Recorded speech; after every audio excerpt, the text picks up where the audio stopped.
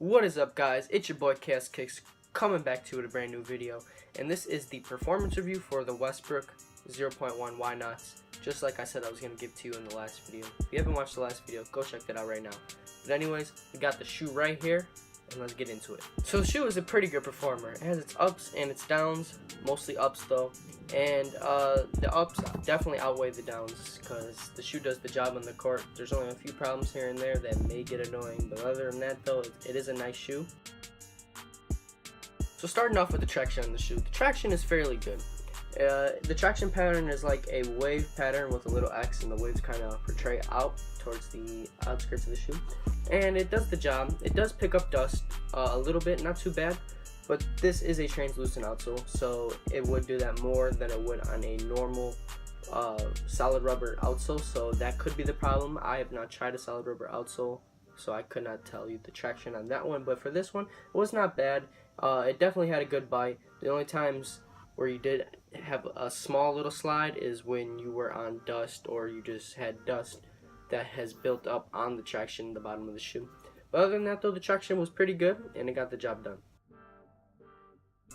Up next is the cushion, and the cushion on this shoe is full length zoom, and like most setups for full length zoom, it was amazing. You could definitely feel it. You definitely feel a nice bounce under your foot. You feel it compress every time you land, and it was nice. It was beautiful. It's like fully caged too, so normally you would be able to feel it less, but with this shoe it was not. You could feel the full effect of the zoom, and the cushion was really nice. And the good part about it, it was not horribly unresponsive. You could still have some good response, some good court feel, and normally with full length zoom or some fat cushions you wouldn't be able to do so, but with this shoe you had a good amount of response. So the fit on this shoe, it runs pretty narrow, but not completely narrow, not narrow like a KD would, but for my foot specifically, it was amazing. The fit was perfect. You could not get any better. Your foot felt so locked in, probably also due to the materials, but we'll get into that in a little bit. But the fit was absolutely amazing. No slippage, no sliding, nothing on the inside. Your foot was completely locked down, and the fit was perfect, wrapped right around your foot.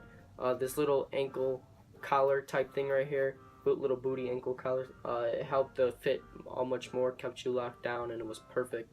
The fit was absolutely amazing on this shoe. So onto the materials. So like I was saying before, the materials do help the lockdown and the fit of the shoe very well. The materials help keep your foot strapped down, and it makes the fit feel that much better. But the downsides of the materials are they're super thick, and they do not move very well. They're not very flexible. So the materials, you have this little plastic type overlay over the mesh, and it keeps your foot locked down, but it's very hot and very annoying. And it also adds probably a good 2 ounces onto the shoe, so it makes it much more heavy than it needs to be.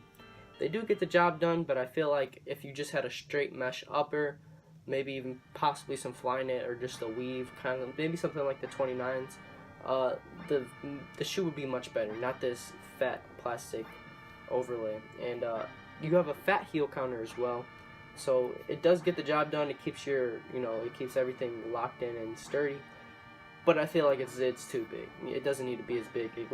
It's a diagonal and it covers the whole entire ankle. I feel like it could have been somewhere halfway, and it probably did the job just as well, and without it looking as big and without the shoe being as heavy.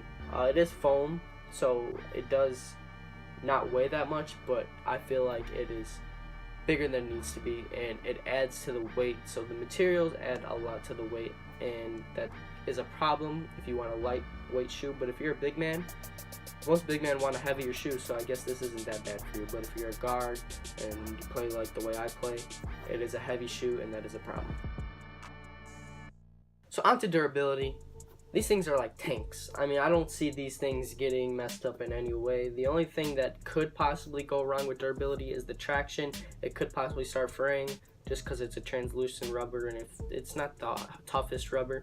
But so far for me, I mean, I have had no problems with the durability on the traction, so I can't even complain about that. But the overall upper of the shoe, the good part about these materials is they're durable and you will not get messed up. The inside is very durable, the strap and everything, it's just a very durable shoe. You have this fat heel counter. So I guess if that's the one thing Jordan Brand was aiming for a durable shoe, they definitely got the job done. Durability is A1. So next up is ventilation, and like I was getting into before, the shoe is very, very hot. Due to these materials, there is like no type of ventilation, and it sucks. So whatever, ventilation is pretty bad. There's really not much to talk about. The materials literally trap any airflow, so you're stuck wearing a hot shoe, but when you take them off, it feels like you just went outside and hit a cool breeze. So whatever, but yeah, ventilation is not good at all. So onto the aesthetics of the shoe. So this colorway of the shoe, I'd give it a 9 or maybe even a 10 out of 10. I love this colorway, but the overall shoe, including some of the other colorways, it's not that great of a shoe. It just doesn't really catch your eye. It just looks kind of like just a fat Team Jordan type of shoe.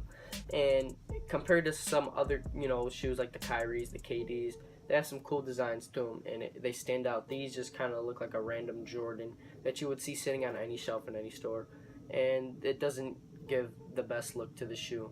Like I said, this colorway is amazing though. If all the colorways were like this or similar, the shoe would probably have a higher rating in my book. But due to the fact that some colorways were just plain, and obviously you need that on the shoes. You can't have a crazy colorway like this for every colorway. So due to the plain colorways and stuff, it just actually shows the shoe's true colors, I guess you can say, and it's not a very nice shoe at all. So overall, the shoe is not a horrible shoe. The traction is pretty good, durability is top notch, and it gets the job done. The cushion is good, materials are iffy, it depends how you like them. If you like a heavy shoe, these are perfect. If you like something very secure, and like I said, the materials keep the shoe durable. So if you like that, this shoe is perfect for you. Me being a guard, it wasn't the best fit for me. KDs or a pair of Kobe's, or my personal shoe that I wear the Hyperdunk 2017s. Those are a better shoe for me. But if you're a big man, I feel like these would be a pretty good shoe for you. It's crazy because Russ is a guard, an explosive guard, so you'd think he'd want a lightweight shoe. But this is what he has, and he plays in them, so credit to him. Not that it matters when you're that talented of a player. But overall, these shoes are not bad. They probably get a solid 7 or 8 out of 10. They get the job done, but they could be better. Let me know what you guys think.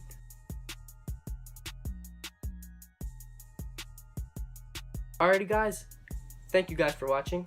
It's your boy Chaos Kicks. Make sure you drop a like and subscribe, and check back for some future videos. Once again, it's Chaos Kicks. We are out.